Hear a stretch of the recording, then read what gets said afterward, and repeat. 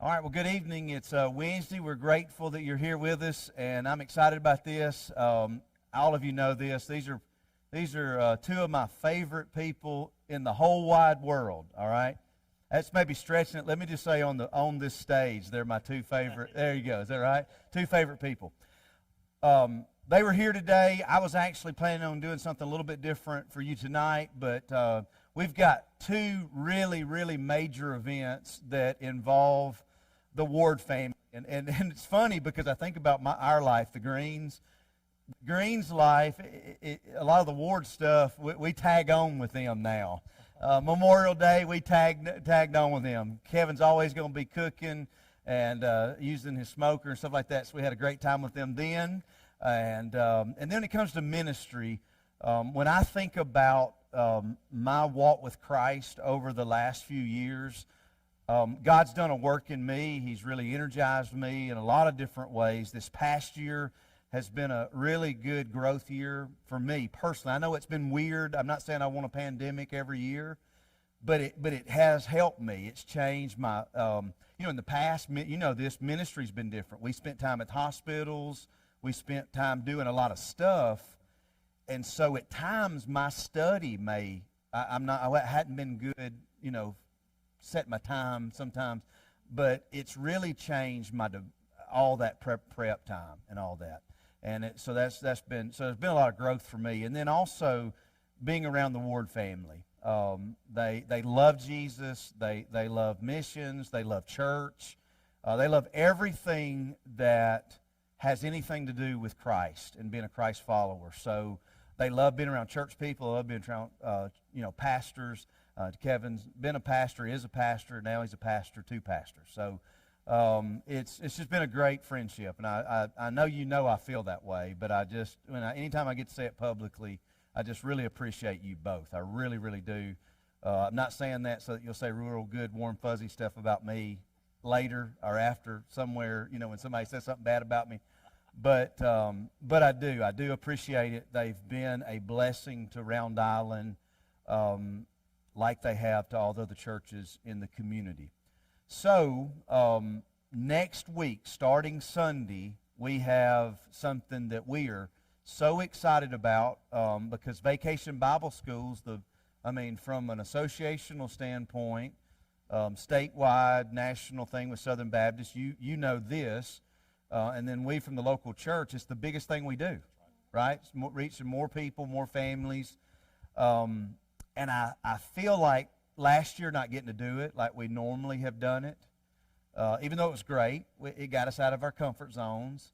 I feel like the reset this year, even if we only have a small amount, let's say we had 30 kids, I feel like we'll do a better follow-up. I really do. I think our people are hungry to connect with people. And that's where both your heart is for this stuff. So let's talk about Vacation Bible School. Well, I am really excited about Vacation Bible School. Destination Dig will start Sunday.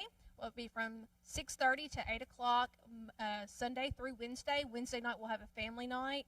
I'm really excited about what all God's going to do. And like you said, I don't know if we'll have 20 kids or if we'll have 120, but that's okay. It doesn't really matter what the number is. It's about reaching families and building those relationships. Yeah. And Kevin, from your standpoint, from a director of missions, a lot of churches are having VBS, so we're going to be in partnership that week. It's not a competition, is it? No, and it's not about trying to see who can do one better than the other. It's about putting as many hooks in the water as possible. There's more people than we can connect with out there. And so, there's folks that will come here that because of proximity or because of time of day, that might not go somewhere else, right. And vice versa. And, you just do your best, you're prepared, you do it well, and then just trust God to do what he does. That's right. We've done the night VBS. I think this will actually be our second time to do it because of last year, with COVID we did the virtual. But wouldn't you say, both of you work because you let out in the VBS through the area. I think one of the things that was kind of neat about the virtual is what you just said. A lot of churches went together and worked together, to reach people. And it really, that's again, the best thing about the pandemic was that it fast-forwarded all of our churches on the tech side and brought them into a modern era, at least to some extent, to be able to communicate and connect. And, there's things that even maybe from next week that might be recorded that we might post out there anyways. Because, again, there's still people that are not necessarily, going to be here or whatever, but it did tend to seem to bring a little bit of community back together.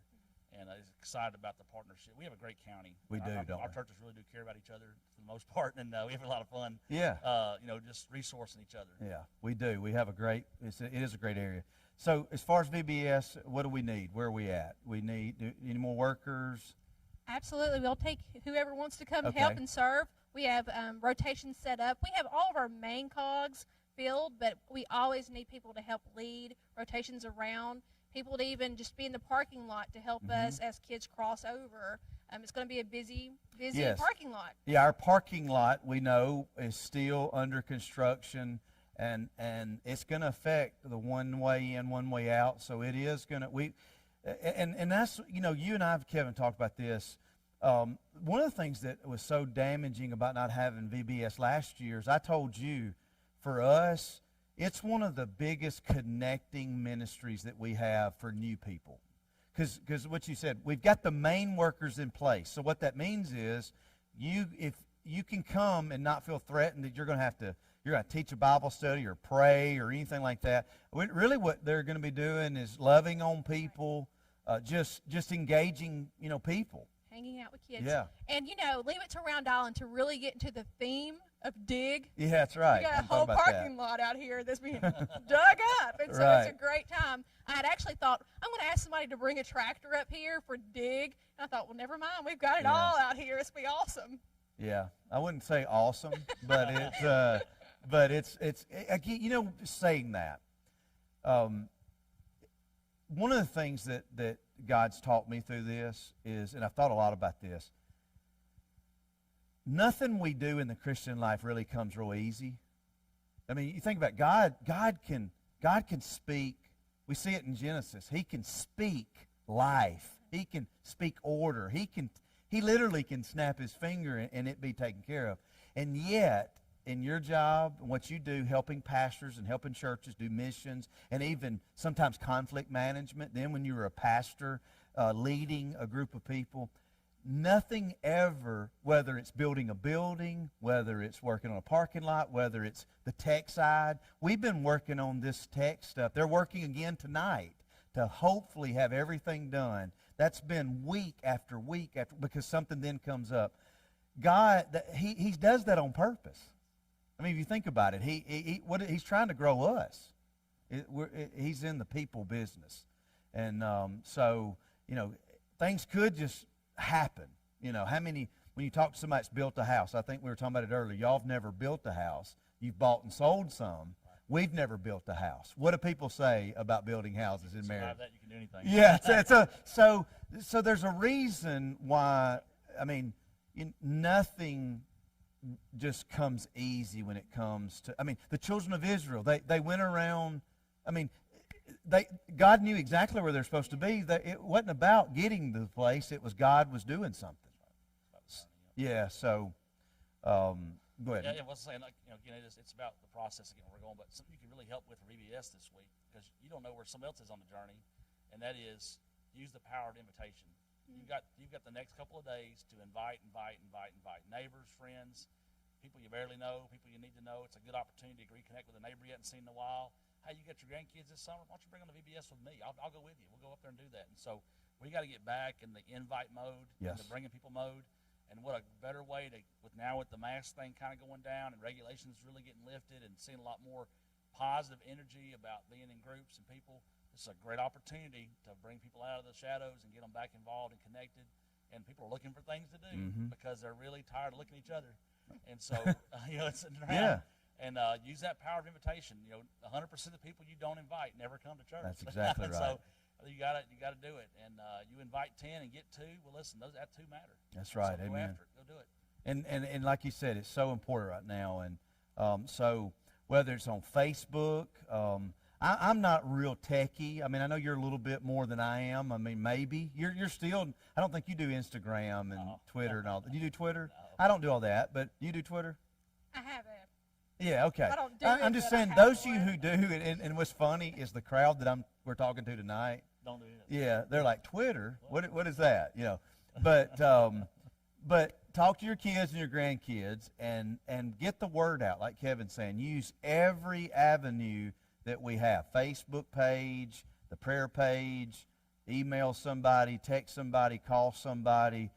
Because at the end of the day, we can come up with all these new ideas and technologies. At the end of the day, what he just said, inviting people, engaging in people is what our job is. That's it. I mean, It's got the highest return. It's just people talking to people. yes, It's been like that since the beginning. that's right. And it's still good. That's right. Anything else you want to say? Just ask everyone to pray, Yes. to invite, and to serve for Vacation Bible So School. pray, invite, and serve. Come this Sunday ready. I know we're in the throes of vacations and things like that. But, you know, y'all were gone this past week, but Memorial Day's 2 services. It was actually, it was a good crowd for Memorial Day. And I'm loving having the choir back up there here in the 8:30 service. And then we've kind of got the choir's not in the second service, but Butch has got some singers up here. It's really exciting to me, man. I'm telling you, and I think I told you this Monday. I worship Sunday. I with the choir in the first service, it was a blessing to me. And then in the second service, I was laughing because normally, it's not that I don't worship, but I kind of just sing along. But I worshiped. It got a hold of me. I know Daryl thought I was probably, something was wrong with me. But He could hear you sing. yeah, right? he could. It was so again. Come Sunday, it's going to be a great day for that. Anything else, VBS? I think we're great. All right, great. Here's the other thing. I don't know if you're going to stay. Are you going to stay up here with us? I'll walk down. Okay. The other thing is Puerto Rico. We've got Puerto Rico coming up. It's right around the corner, isn't it? It's just a few weeks away, and we've got 4 or 5 of our people that are going. If we count your family, I know you're not a member here, but I'm just saying if we count. That's 9. Yeah, if we count Ginger and then Riley. Riley's going. Cade Abernathy. Is just Riley going? Riley and Eli. Riley and Eli, and then Cade Abernathy. Jenny is going. Gracie, thank you. Gracie's going, and Mary Kate. And Daryl's going. So I'm really excited about this. You and I talk a lot about one of the things that, and I've even said this is a regret of mine. There are a lot of times that I did not involve them on mission stuff because it was pastor conferences or something like that. And they were again, Gracie's playing travel ball. It's just a lot of things that were going on. And y'all are now just right in the mix, with all the ball stuff, and so you know how that can be. But again, that's one of the things I've always loved about you guys, how you take your family along with you. And so I'm excited about this. This will be, it's been a long time since my kids have actually gone on a project. They've done some, but it's been a little while. But this will be the first. This is not a foreign mission trip, but it'll feel like it, won't it? That's right. Yeah, because again, Puerto Rico's got its own challenges. You got to get on a plane and get there and get a connecting flight, and a lot of Spanish speaking going on, Yeah. and people you don't know, and so it's always a challenge, and I think we have to be careful about sometimes on the mission side of life, and goes for locally. Vacation Bible School next week at Round Island matters as much as any trip anywhere on the planet. Amen. Because it involves people, it involves sharing Jesus, and all of those things have equal value. Now, impact, you don't know what God's going to do with anything that you do. You don't know when you reach a family in Puerto Rico if it's going to be a church plant or what God's going to do with that, because God does exceedingly above all we could think or imagine. In the same way here, you don't know when you invite a kid to church, to a Bible school, how that impacts a family. Mm-hmm. And so all that stuff is equal value, but we've had a great relationship with Puerto Rico and have some great friends there that we've been ministering to. And one of our focus things in this is we are doing a sports camp type deal in a government housing area, but the long game is for church plants in these housing developments. And so we're asking God to raise up leaders and people of peace that would be able to host a Bible study or whatever. You don't have to have buildings to do church. You just got to have Jesus. Yeah. And so we're excited about one of the things I really loved about I share with our church Sunday that you were here with the team. We hosted y'all for lunch 2 Sundays ago, and one of the things I really loved about what you shared was your burden. Even talking to Tamar, who's managing the trip over in Puerto Rico, that we're not just coming over there to do a sports camp. We're not coming over there if that's all we're going to be able to do, or if or something. Your thing was These people are taking off work. They're using their money. And our goal was to share Jesus. That's why we're there. And so that excited me. That touched me. That again, so what that does is, again, if only 2 kids show up and 1 gets saved, I mean, that's it. And even if, again, and that's always fun, you want to be able to celebrate those things. But at the end of the day, with all this stuff, all God wants you to do is be faithful. That's right. He does the increase. He adds to the church. He clearly states that in the Word that God is the one that grows the church. That's right. His Spirit, He's drawing, He's working, He's convicting, He's adding to. Some plant, some water, God gives increase. He wants us to be faithful. And that's when I deal with pastors or churches that are doing different missional things, Bible school, going to Puerto Rico, whatever. They go, well, I don't know what God did there. My deal was, did you obey? That's right. And so we're excited about, we just don't know what God's doing on the other end. That's right. Who is it that God's already stirring in? That this is their moment, and we just happen to be the one picking the fruit when we're That's there. right. And so last time we went and did a camp with Lindsay Lane Baptist Church, Alan Ostrensky was the lead guide for that. We were in a similar type complex. 10% of the kids that came to camp came to Jesus that week. And Tamar's there our lead person in Puerto Rico. She's following up. She's working. She's awesome. Right now, there's no she's church awesome. for those kids to go to. And so that's why we know we've got it for long-term sustainability and discipleship. We've got to have cell churches, small group churches in those. Tamar's the female version of Kevin Ward. They say she's my sister. Yeah. I mean, she's just, you literally, and we'll share this information at some point, you can follow her on Facebook, and it's every day. I mean, it's every single day. Her dad leads an incredible ministry to men that have got any type of addiction, and his success rate is incredible because it's what you just said a while ago. It's the journey. He takes them through a journey. So let me read this passage, and then we'll close up. I know I told you I wasn't going to keep you long, but Acts 1:8 says, "But you shall receive power when the Holy Spirit has come upon you, and you shall be my witnesses to me in Jerusalem and in Judea and Samaria and to the uttermost parts of the end of the earth." Kevin, that verse is our passion. Right. I mean, it's across the street. It's next door. It's in your home. It's overseas. It doesn't matter. He's called us to be His witnesses. Yeah, wherever you are today. Yeah. I mean, again, we don't know. Your job takes you places.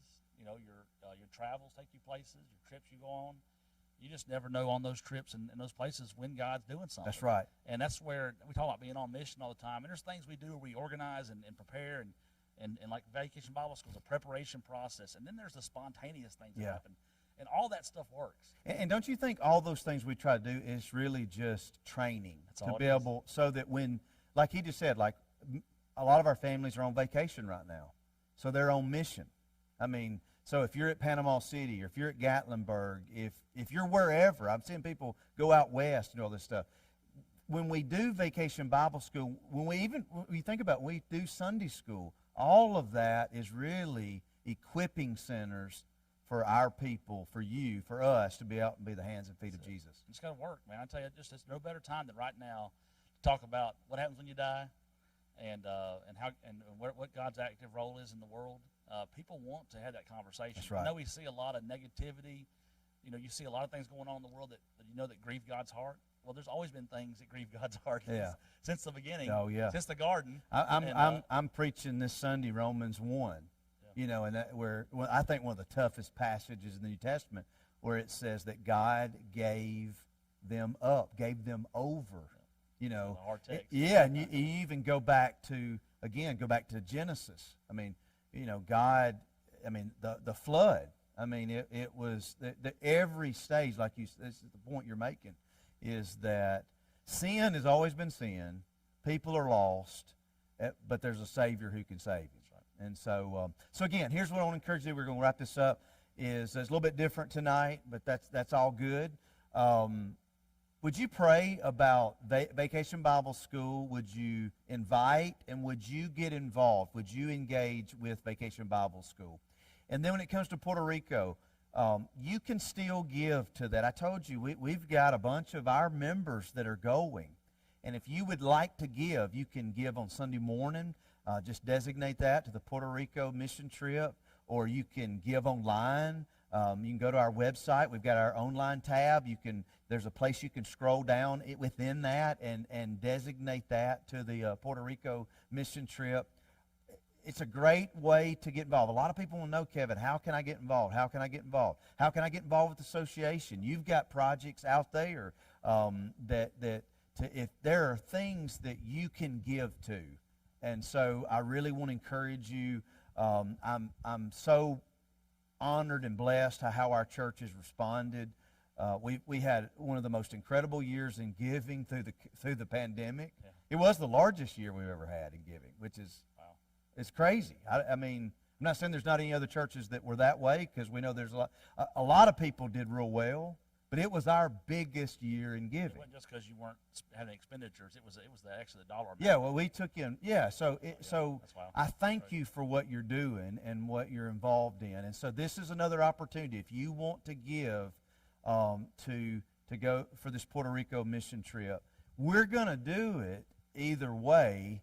It's just it allows you to be a part of the investment and the blessing. Because I think I heard you say, and you may get mad at me for bringing this up, I think you said this is about a $20,000 to $25,000 week total. Yeah, when you count plane tickets and stay and food for the week and rental cars, I mean, it costs a lot of money to go anytime you travel. Yeah, especially if you travel with 21 people. Yeah, it's about $1,000 a person. $1,000 a person. Yeah, because you got to do their airfare, their transportation. You got when they get there. I mean, we got to have cars to rent.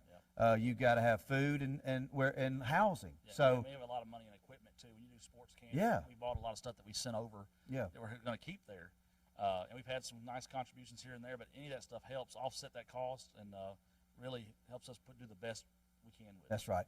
All right, thanks, Kev. Love you, Yeah. dude, man. So again, thanks for being here tonight, and hope that you're having a great week. It's going to be a great day in God's house this Sunday. Again, I'm going to be in Romans chapter 1 this Sunday. Looking forward to that text, unless God changes something on that. But it's going to be a good day, good night. And again, I hope you have a great week. Have a great rest of your evening. And I will see you Sunday morning, 8:30 or 10:30. And then we have Sunday school in between for our adult classes. So I hope to see you this Sunday or be with us online at 10:30. God bless you. Have a great night.